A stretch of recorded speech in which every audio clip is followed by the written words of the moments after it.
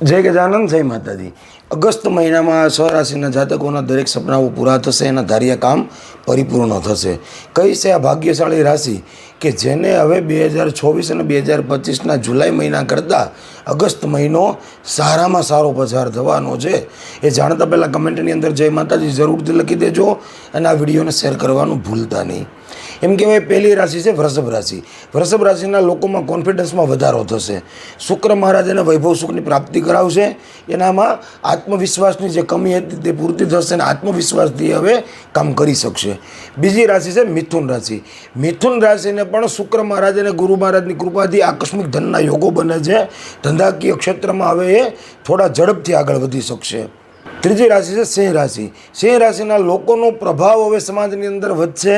એની decision લેવાની ક્ષમતામાં વધારો થશે અને એની પ્રભાવ શક્તિ સમાજમાં કામ કરશે, જેના કારણે પણ એના અધૂરા અટકેલા પડેલા કાર્યો પરિપૂર્ણ થશે. ચોથી રાશિ છે કર્ક રાશિ. કર્ક રાશિના જાતકોના જે સંબંધો બગડેલા હતા એ સંબંધોમાં સુધારો થશે. કોર્ટ કચેરીના જે કાંઈ પણ કામો છે એ કામો હવે એના પૂરા થવા ઉપર છે. એના કામોના રિઝલ્ટ એની સામે આવશે અને આકસ્મિક ધનની પણ પ્રાપ્તિ થશે. પાંચમી રાશિ છે ધન રાશિ. ધન રાશિના લોકોના સપના પણ પૂરા થશે. આકસ્મિક ધનની પ્રાપ્તિ થશે. સંબંધો એના જે બગડેલા છે એ સંબંધોમાં સુધારો આવશે.